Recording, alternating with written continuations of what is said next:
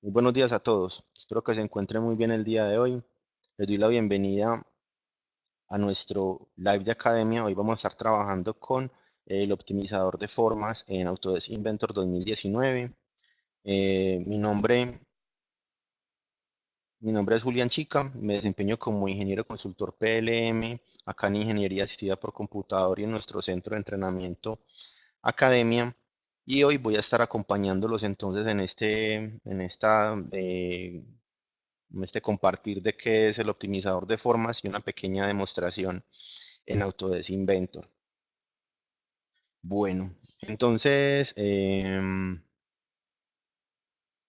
vamos a comenzar con una corta explicación y luego voy a pasar a una demostración. Listo.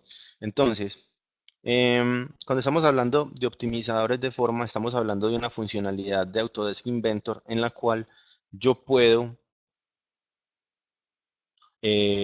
analizar un componente que previamente modelé. Y este análisis se hace tal cual como si yo fuera a hacer un análisis de elementos finitos. Los pasos son muy similares, en su gran mayoría, en un 80% son casi iguales. ¿En qué difiere? En que el resultado no va a ser un análisis de esfuerzos, sino que va a ser una forma sugerida por el programa que sirve de base para modelar un componente nuevo que tiene las mismas prestaciones mecánicas, las mismas prestaciones en cuanto a funcionalidad y resistencia, pero utilizando mucho menos material. Entonces ahí es donde radica la importancia de los optimizadores de forma. Ya por añadidura han aparecido corrientes y cuando entonces estas formas orgánicas, mientras la tecnología se va dando a conocer, casi que se vuelven moda. Entonces, muchas empresas, tal y como viene el análisis, dejan los objetos en un estilo naked, en un estilo desnudo, donde se muestra la estructura tal y como queda para mostrar como la belleza, entre comillas, eso es muy subjetivo, pero cómo se ve la estructura, pero lo que hay de fondo siempre va a ser un mejoramiento en el consumo de material. Entonces, los pasos son crear un volumen, después definir su volumen de creación. Se pueden o se deben más bien determinar zonas de exclusión, o sea, zonas donde yo no quiero que el modelador afecte la forma del modelo, porque normalmente son formas o lugares en los cuales el componente tiene interacción con otro componente, entonces yo no quiero que eso se comprometa, entonces lo protejo. Después definir los criterios de diseño, que es básicamente plantear unas fronteras como si estuviera haciendo un análisis por elementos finitos. Y finalmente generar una malla y después de la malla correr el análisis. Y el análisis va a entregar un modelo que no es un modelo físico, no es un sólido, un IPT de Inventor, sino que es una malla que me sirve de referencia para yo editar mi modelo. Listo. Entonces, el optimizador de forma no me entrega un modelo, me entrega una malla de referencia para yo modificar el modelo. Listo. Hay un ejemplo que viene en las demostraciones de Inventor y hay otro ejemplo que es este que es el que viene en el tutorial, en el tutorial por defecto de la instalación de Inventor, en el cual se hace una optimización de un componente. Miren que se analiza el componente, Inventor entrega una solución y esa solución después la persona la interviene con operaciones de modelado para que el componente tenga un final. Listo. Y esta optimización yo la puedo controlar de manera que mediante simetrías hacer que el objeto, por ejemplo, este componente cumple igual que este con sus prestaciones mecánicas, pero este estéticamente se ve mejor que este debido a que tiene una simetría. Entonces, se le da gusto a la percepción humana que encuentra en la simetría una tranquilidad en cuanto a que las cosas imaginariamente se creen más resistentes que otras o que va a resistir más en un lado que en otra, sabiendo que aquí la compensación es exactamente igual en esta parte que está asimétrica. Las prestaciones son exactamente iguales. pero la solución simétrica da más tranquilidad. Entonces, por eso se le puede dar gusto tanto a la necesidad de prestaciones como también a algo relacionado con la estética. Listo. Bueno, em, esta última parte la conecto porque la conecto con tendencias de manufactura. Antes de comenzar con la demostración, con unas tendencias de manufactura. Actualmente existen metodologías o existen, sí, le llamamos tecnologías que se aplican a máquinas de vanguardia que permiten hacer procesos de impresión 3D de diferentes materiales. Entonces la impresión 3D ya no es solamente para hacer prototipos, maquetas, sino que también se puede generar lotes de producción mediante impresión 3D, se puede generar procesos de impresión de objetos que van a ser, ese objeto va a ser el componente del producto real que uno compra y que uno utiliza. Entonces, ese tipo de tecnologías fueron las que fueron jalonando estas herramientas de software. Entonces, hay dos herramientas de software importantes. Una es la parte del diseño generativo. El optimizador de formas es, háganse de cuenta, un diseño generativo de, de un solo resultado, y es el que trae Autodesk Inventor. Autodesk Inventor también tiene una funcionalidad, perdón, Autodesk también tiene una funcionalidad en la nube que es el diseño generativo, donde ya es otro programa en el cual yo puedo iterar y generar diferentes soluciones para yo escoger una. Es otro proceso de optimizador de forma donde el modelo entregado ya es un modelo que yo puedo tener como un sólido, es un paso más adelante. Y además hay otro programa de Autodesk que se llama NetFab que permite implementar tecnologías para trabajo con manufactura aditiva como el celdado. Entonces, eh, ustedes pueden ver acá en este bloque de motor un proceso de diseño generativo donde se simplifica la forma orgánicamente por medio de los algoritmos de los programas de simplificación y además hay un celdado. Miren que el bloque si lo cortamos tiene una estructura sin comprometer las prestaciones del bloque, hace que sea más liviano y que siga cumpliendo. Pero adicionalmente hay un reto, cómo fabricar esto con metodologías tradicionales de desbaste o remoción de material no es posible. Se necesita un proceso mixto o un proceso de impresión 3D de metales que me permita llegar a esta forma. Entonces, cuando yo recurro a esto, cuando la necesidad lo amerite y también cuando los costos lo ameriten. Entonces, van a encontrarse ustedes em, aplicaciones diferentes.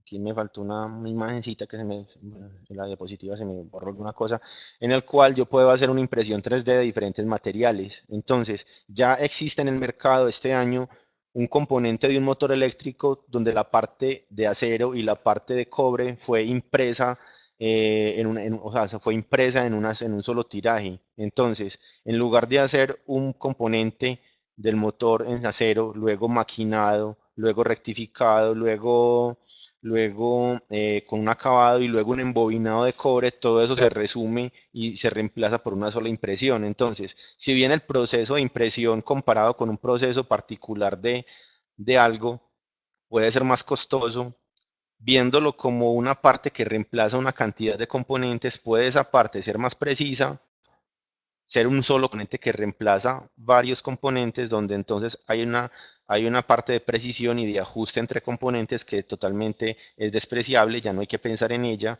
Entonces aquí esas tecnologías no es solamente lo bonito, no es solamente lo útil desde la prestación, sino también desde la parte de costos hay que verlo como algo llamativo. O sea, lo que hizo que muchas empresas se metieran acá no es ser las líderes o vanguardistas o ser los que están de moda, no, están de verdad recortando costos y están siendo más productivos. Es algo que tiene que estar en la mente de todos. Bueno, y ahora pasemos a la demostración. Entonces, aquí yo tengo en Inventor, tengo un exprimidor donde hay un componente que ya sufrió no, pues, o sea, ya le apliqué una conversión mediante un optimizador de formas. Listo. Entonces, este objeto es un exprimidor de naranjas en el cual yo ya hice un análisis en el cual esta base, que era completa, le apliqué los esfuerzos tal y como vienen en el contexto de uso, cuando se ejecuta la acción de exprimir la naranja, acá aplican unos esfuerzos y me generan este componente. Yo puedo optimizar cualquiera de los componentes que existen. Entonces, solamente basta tener en cuenta cómo es su funcionamiento, cuáles son los esfuerzos aplicados para hacer que ese componente optimizado siga cumpliendo con las expectativas. Entonces hay que tener conocimientos de ingeniería, hay que tener conocimientos de ese uso que estoy teniendo sobre los objetos. Entonces eso hace que el resultado sea confiable. Listo.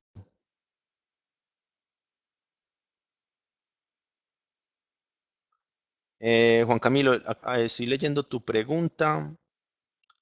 Una alianza con respecto a las impresoras 3D. Nosotros tomamos tus datos y nos estaremos comunicando contigo. Nosotros no somos proveedores de hardware o de máquinas de impresión 3D, pero sí tenemos, o sea, tenemos conocidos en la industria con los que podríamos generarte una conexión para que tengas un contacto y de pronto puedas adquirir alguna tecnología de impresión 3D. Listo. Entonces, con los datos que tú hayas ingresado o que has ingresado en nuestra base de datos, te estaremos contactando, ¿vale? Bueno, vamos a la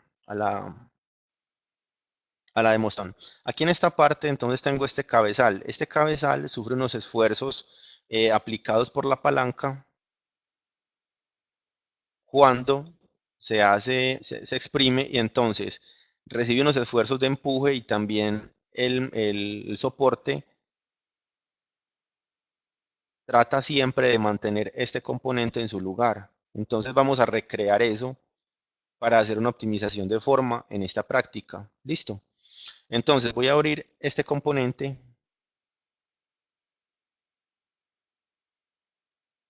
y en este componente vamos a hacer una optimización de forma. ¿Cómo se hace? Aquí en la cinta de 3D Modeling, en la de modelo 3D, hay una cinta, perdón, hay un panel que es el panel de exploración que tiene este comando que se llama Shape Generator. Entonces, Shape Generator es el que me permite hacer la optimización de formas. Entonces, voy a darle clic en Shape Generator para comenzar el proceso de optimización. Entonces, miren que el proceso de optimización abre una cinta de contexto de análisis donde hay que cumplir con unas condiciones para poder hacer la optimización. Entonces, la optimización comienza por la asignación de un material. Yo puedo también, de forma anterior, o en este momento crearla al paso, hacer un análisis de esfuerzos por elementos finitos previos a la optimización. Puedo yo hacerlo con la herramienta y el módulo de simulación de elementos finitos que tiene Inventor. Pero en este caso no, voy a ir directamente a hacer la optimización. Entonces, lo primero que tengo que tener en cuenta es, este objeto ya tiene asignado un material. Si ya tiene asignado un material, puedo trabajar con este o yo puedo hacer un override, montar otro material para el análisis. Entonces vamos a ver qué material está asignado. Yo le voy a decir aquí clic en asignar material, lo puedo hacer desde acá o desde arriba. Aquí me dice que hay un material ya, hay un acero en fundición que ya está asignado. Entonces simplemente puedo tomar. Si yo no tuviera un material asignado, debería asignarlo o cargar uno acá al paso. Ahora, voy a definir qué es lo que se queda quieto o qué es lo que resiste el esfuerzo cuando se aplica.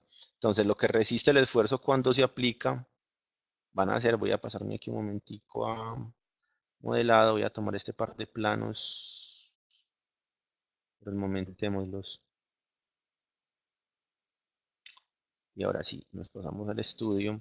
Y aquí en la parte de restricciones vamos a definir qué se queda quieto. Entonces, voy a poner una restricción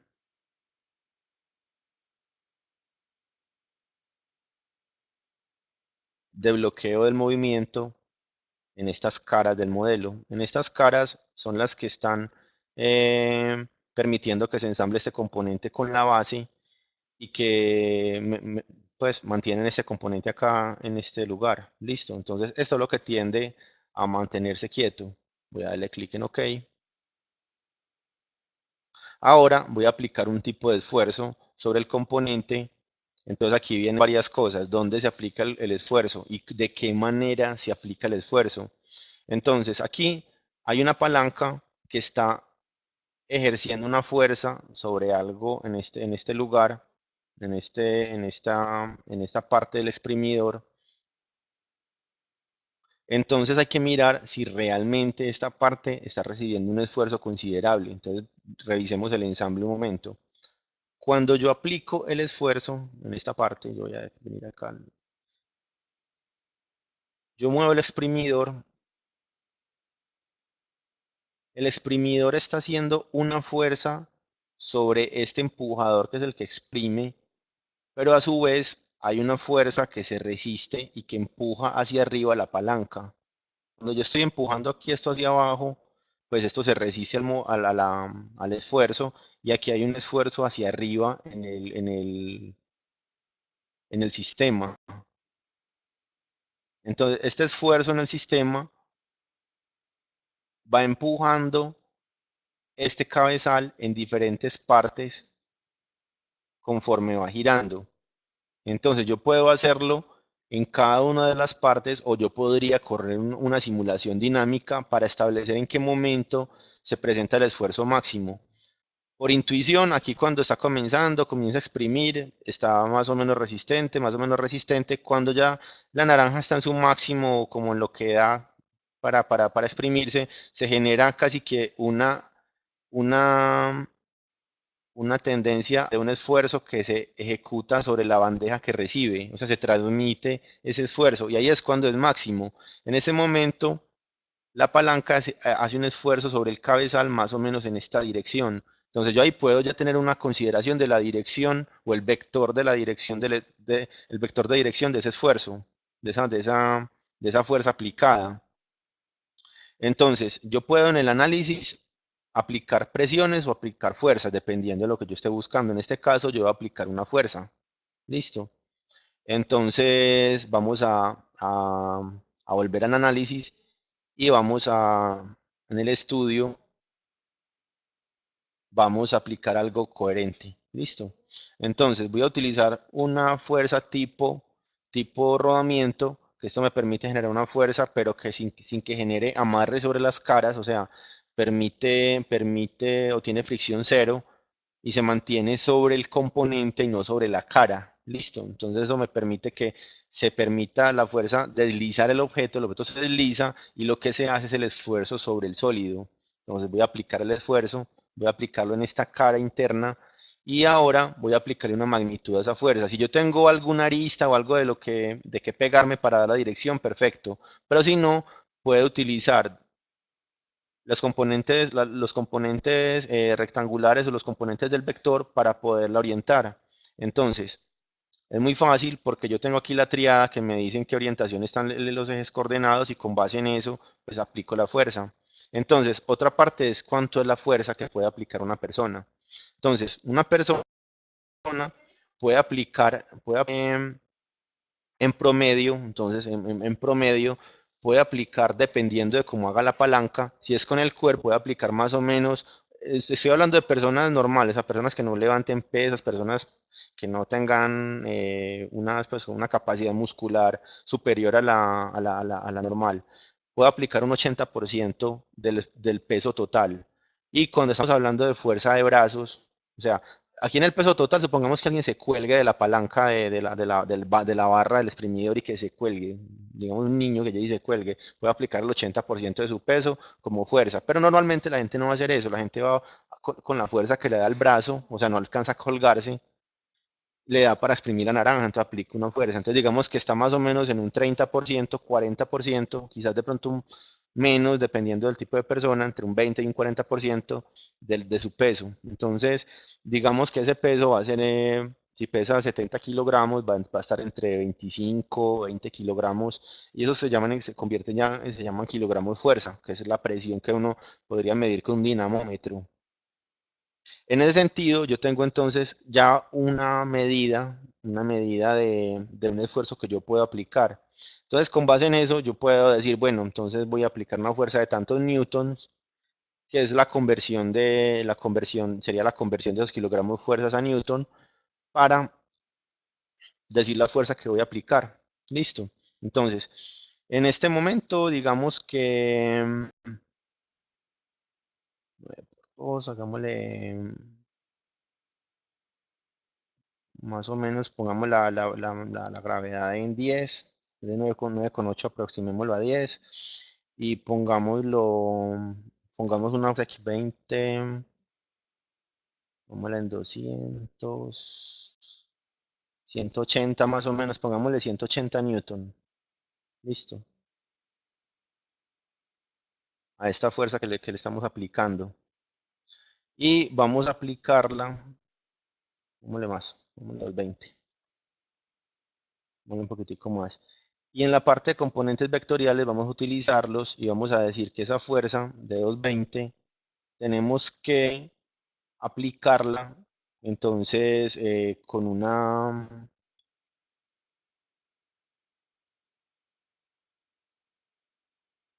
dirección. Entonces vamos a decir que en una fuerza negativa, eso va a ser más o menos hacia arriba, va a ser con una X negativa y con una Y positiva. Entonces en Z ese 220 no va. En X va a ser una X negativa y vamos a ponerle, pongámosle menos por ahí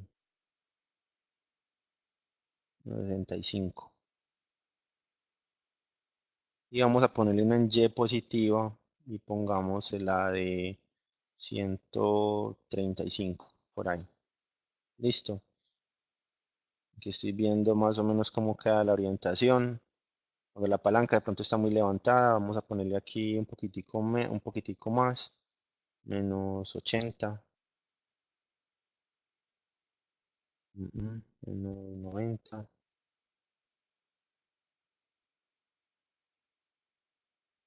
120. Listo. Yo tengo entonces una fuerza que se está ejerciendo sobre el cabezal en este punto, y con base en eso ya tengo entonces una fuerza aplicada sobre el componente. Eh,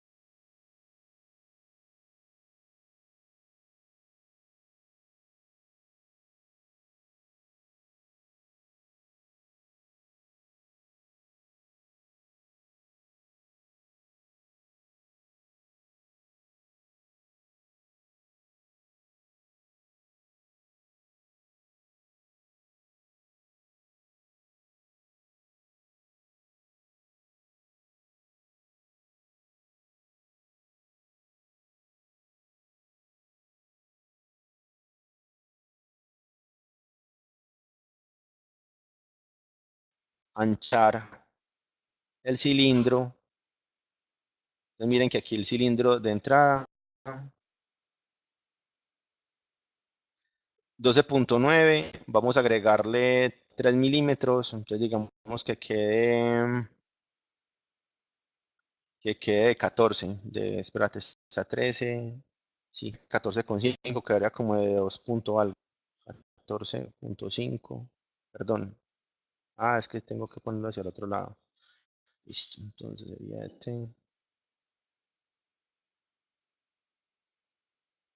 10,5 está, como de 17, no, está grueso, 16,5, sigue muy grueso. 16, digamos, dejémoslo en 16, 12.9. Ah, es que estoy ya. 12.9 era 13. Es más o menos en 15. Eso, algo así. Entonces miren que yo aquí puedo ver más o menos qué dar el espesor mínimo. Aquí también tengo que cuadrar un espesor. Y aquí también voy a proteger esta parte. Entonces voy a aplicar una preservación de este volumen. Voy a aplicarla y puedo aplicar otra. O sea, voy a poner otra por acá. Esto me genera una especie de cajita. Y voy a preservar esta área de la base. Listo, esta área de la base. Vamos a preservarla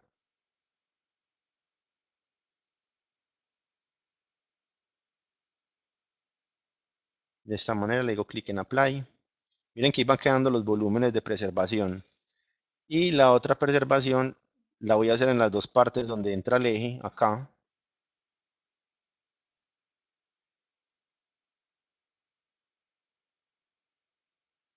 Algo que quede salido del volumen para proteger.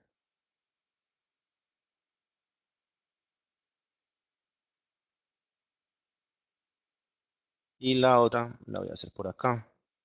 Listo.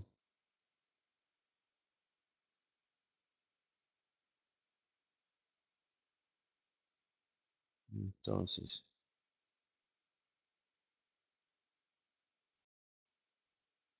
estoy ya demarcando todas las zonas. En estas últimas sí definí el volumen un poquitico a ojo, pues el espesor un poquitico a ojo para que nos rinda parte del tiempo.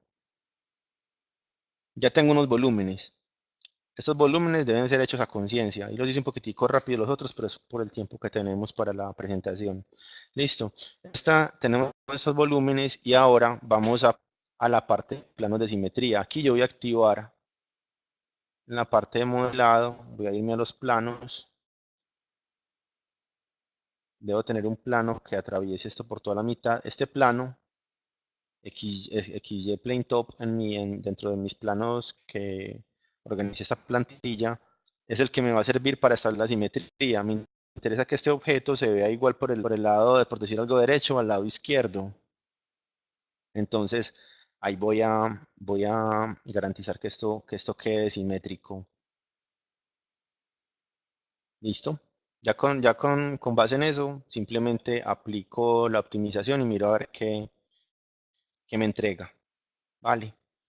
Eh, Vamos a aplicar el plano de simetría. Entonces voy a escoger aquí me aparece por defecto este. Ah, bueno, miren, aquí de una vez me entregó este por defecto.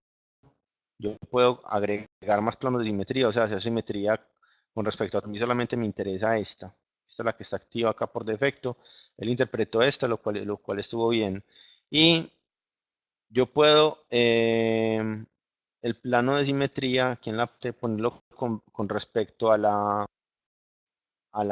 volumétrica del objeto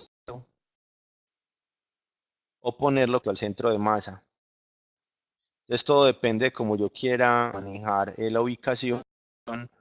Escojo una u otra ubicación. Entonces miren acá.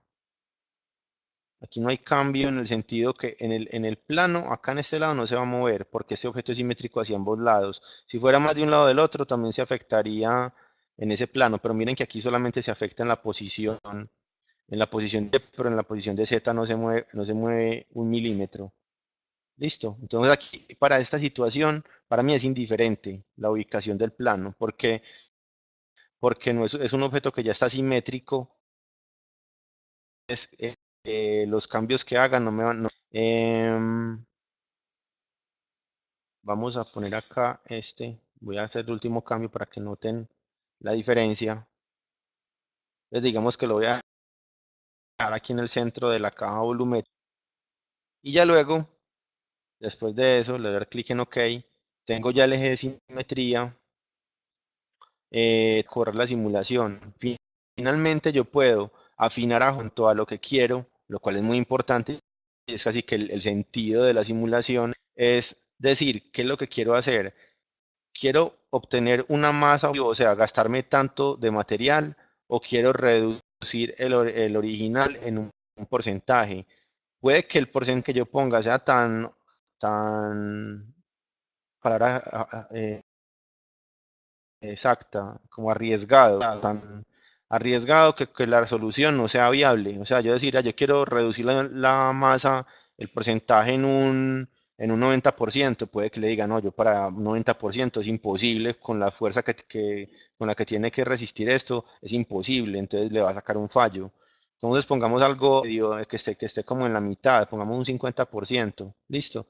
Que la masa que estoy gastándome en esta fundición o en el objeto terminado se reduzca en un 50%. Entonces sería, imaginen un tiraje de producción, usted reducir de material en un 50%. Ya sería una ganancia increíble en el objeto. Es más, sería que evidenciar que el objeto está sobredimensionado, y sobredimensionado en el sentido de las prestaciones. Bueno, que yo puedo decir que el mínimo, tamaño mínimo del trabajo con elementos finitos sea de tanto. No le voy a poner ese mínimo. Y aquí en la malla de sugerida hay unas mallas más burdas y más finas. Entonces, dependiendo de lo que yo ponga, se va a gastar más o menos tiempo el análisis. Por cuestiones de tiempo también, bajé un poquito, bajémosla por acá para que el análisis corra un poco más rápido. Tengan el tiempo ya y hagan sus prácticas, entre más le pongan, menos, no sé cómo explicarlo con una palabra, digamos que podría ser pixelado, sería como burdo la parte de quiebres de los elementos, más bonito, entre más fina entre más fino sea el lado. Listo. Entonces voy a darle clic OK, voy a mirar cómo se ve la malla.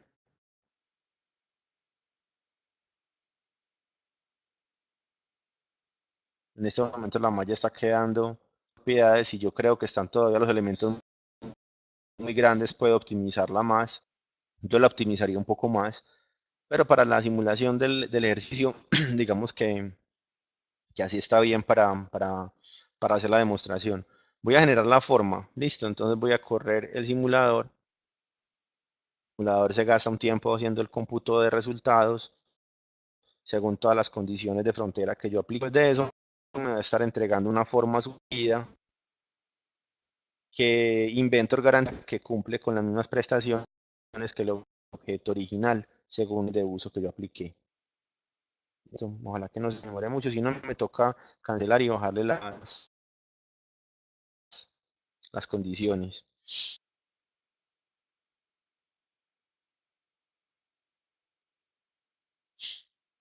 Listo, yo no lo cancelé.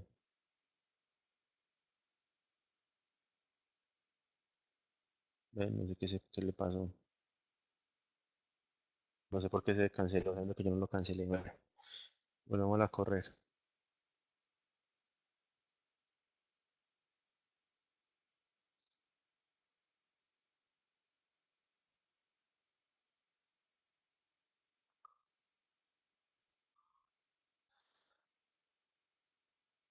No, siempre está lento. Vamos a cancelarlo. Cancelar estudio, sí.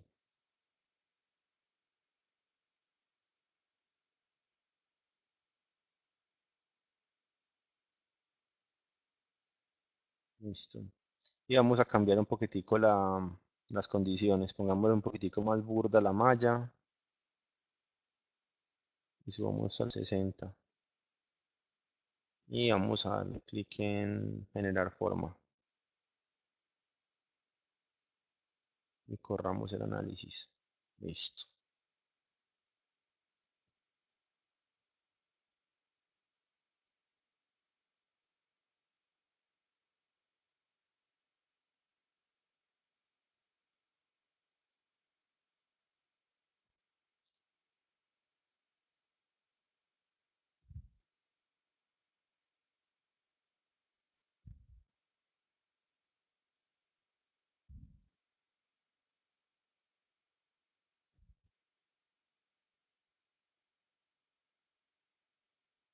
Listo.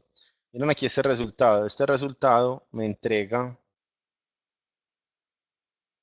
una forma de acuerdo a lo que yo planteé como protección de geometrías. Miren que aquí están protegidas las geometrías que yo quería preservar para que se mantuviera el elemento. Y con base en esto, yo puedo simplificar el uso de material y generar un componente que presta las mismas, o sea, tiene las mismas prestaciones de esfuerzos, pero gasta mucho menos material. Entonces, con base en este modelo, acá entonces ya, bueno, espera un momentico, ya me meto otra vez acá, eh, acá.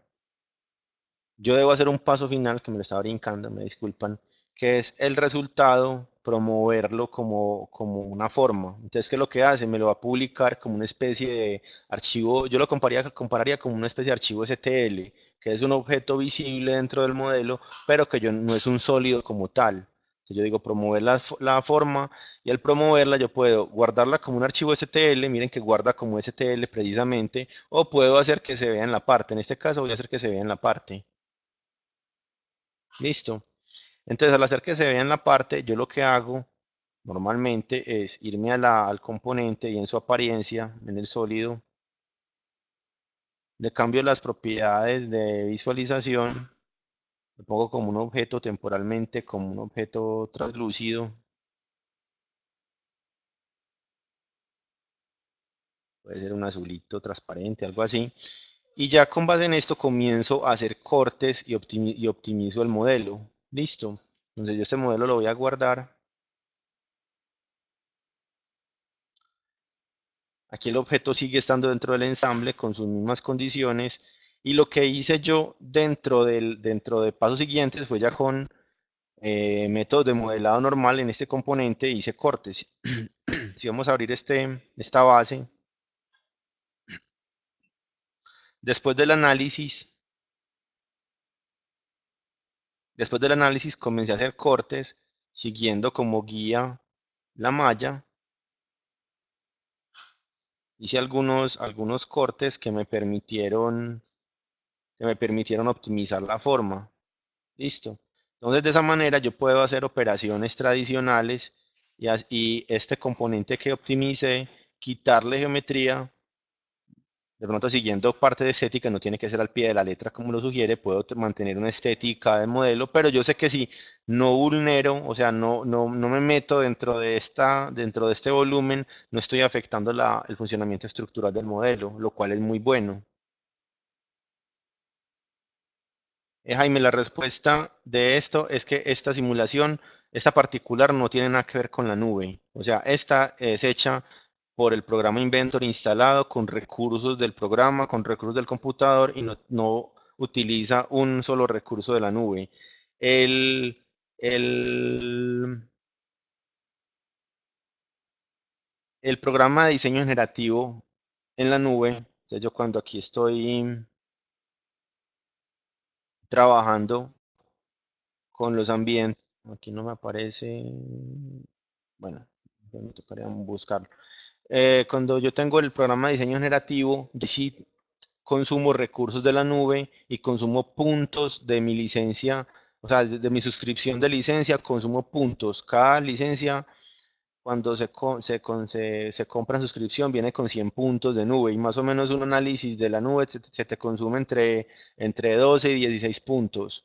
Entonces, si uno se dedica a optimizar todas las formas del diseño, pues obviamente se va a gastar rápidamente los puntos, pero quien se dedique a optimizar las formas y en sus proyectos hacer real diseño de componentes, pues lo puede considerar para ingresarlo dentro de los costos de trabajo anuales, que lo que se gasta de pronto en puntos de nube para hacer cálculos se lo va a ahorrar y multiplicado por muchas veces en material consumido en los productos que se fabrican. Entonces, obviamente habrían unos gastos adicionales en licencia, pero unos ahorros gigantes en materiales. Y sobre todo que puedes confiar en los resultados formales que te está dando, que uno a veces no cree que funciona, y si el programa está diciendo por análisis de elementos finitos que funciona, pues hay una alta probabilidad o un alto porcentaje de confianza sobre esos resultados. Listo, entonces, esta práctica o esta demostración de este optimizador de forma era la razón de esta presentación y lo que tenía preparado para el día de hoy. Espero que les haya gustado. Voy a estar otro momentico por si alguien más desea hacer alguna pregunta y luego voy a dar por terminada la presentación.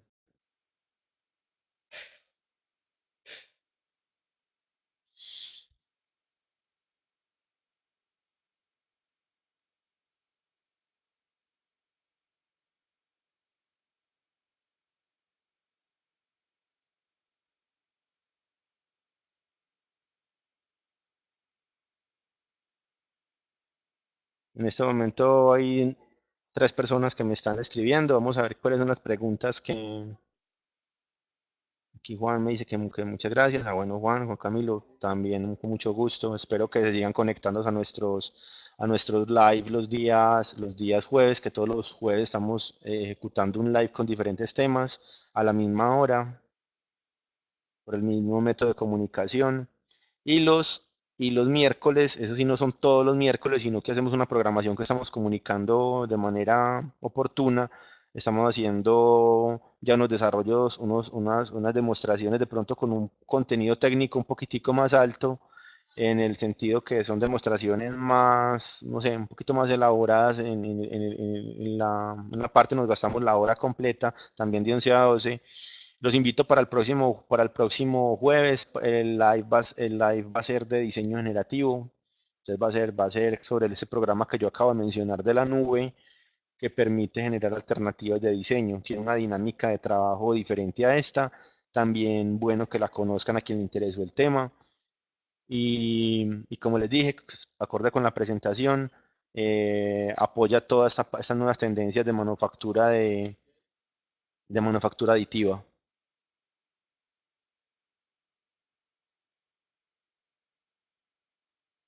En este momento, Inventor, no, a ver, yo les cuento de Inventor que viene un poquito. Inventor, si ustedes así como una ñapita cortica, pues yo no sé qué tanta revolución. La revolución es, hay una revolución grande en la interfaz, pero ustedes, si tienen Inventor 2019, yo creo que ya la han vivido. O sea, no, ahora una partecita ya lista de acá.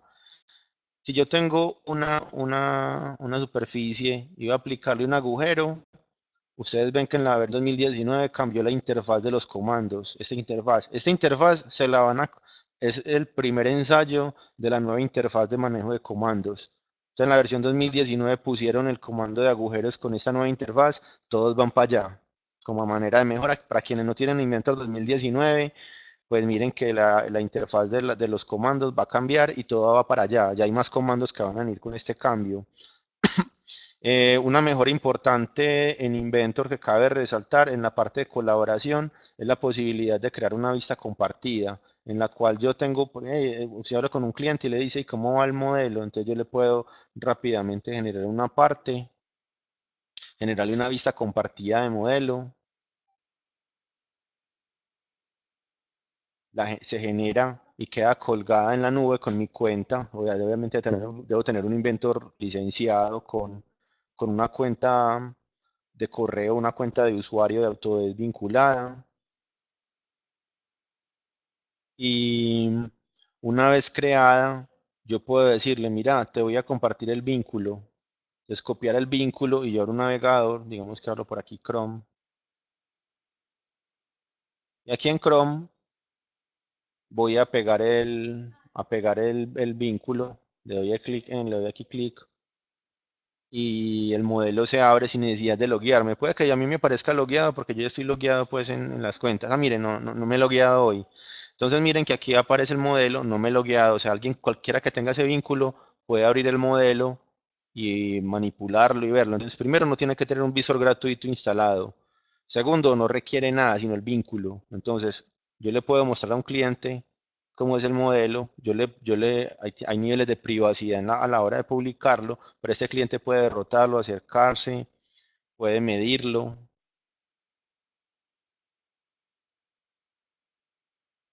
puede, ya sí teniendo una cuenta de Autodesk, puede hacer trabajo colaborativo con esto, puede ponerme comentarios, o sea, decirme, mira, me gusta esto, pero cambiale esto. Entonces, la notificación que él hace, ese comentario, queda en el registro de esta publicación, pero también me genera una notificación en mi correo electrónico diciéndome que me han retroalimentado lo que yo publiqué. Entonces yo en mi correo electrónico, miren que yo tengo acá notificaciones de Autodesk por acá. Mira, visor de Autodesk. Hay un archivo creado que ya puede visualizarse. Y así como cuando se crea, genera un correo, cuando alguien hace cualquier tipo de intervención, me llega una notificación. Entonces, es una herramienta poderosa. Entonces, Inventor está y todo lo de Autodesk en unos cambios importantísimos en la parte de trabajo colaborativo. En la parte de herramientas está evolucionando. Las herramientas que son de Fusion 360 se las están poniendo a Inventor y viceversa. En algún momento uno de los dos programas toma fuerza total y yo pienso que el de la nube pues va a ser el que tiene tendencia a sobrevivir, pero todavía faltan muchos años pues para que Inventor deje de ser, porque hay muchas herramientas que no han implementado en la herramienta de la nube.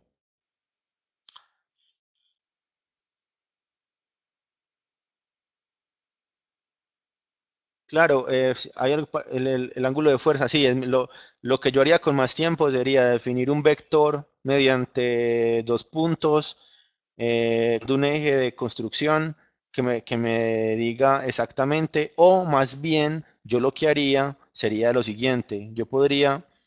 Aquí no me da el tiempo, pero yo lo que haría con el modelo en Inventor, en el ensamble, sería correr un análisis de simulación dinámica, donde pongo a girar este modelo con una resistencia o fricción o con un esfuerzo que se le aplique al mecanismo, y en la simulación del movimiento de la palanca habría un punto donde el esfuerzo es máximo. En ese punto, las mismas condiciones de la simulación dinámica, yo las presto y me las llevo para análisis de elementos finitos, y ya con ese análisis de elementos finitos las condiciones que están ahí guardadas las puede utilizar para el optimizador de formas. Ese sería el flujo de trabajo más adecuado porque la simulación dinámica me entrega a veces momentos, sobre todo momentos de torsión que yo no alcanzo a imaginarme.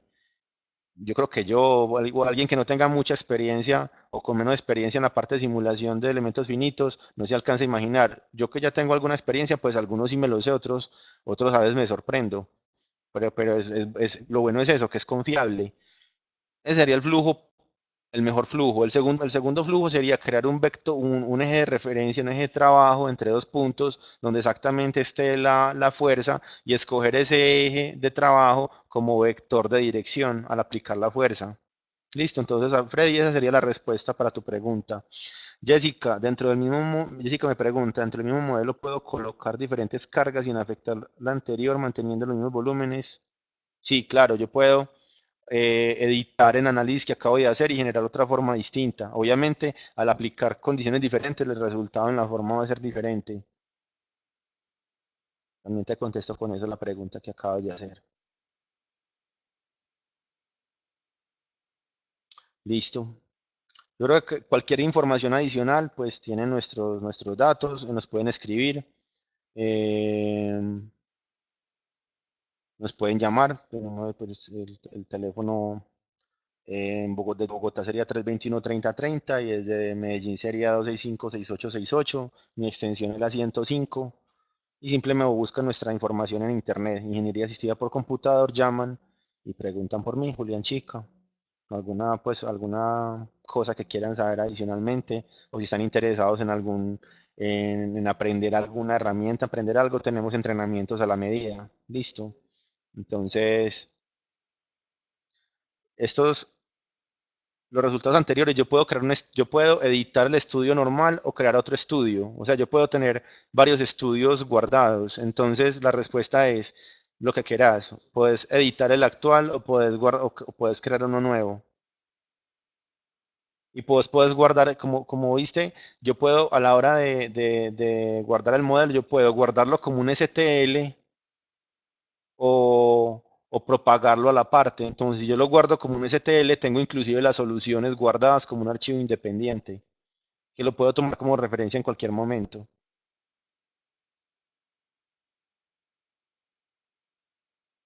Listo.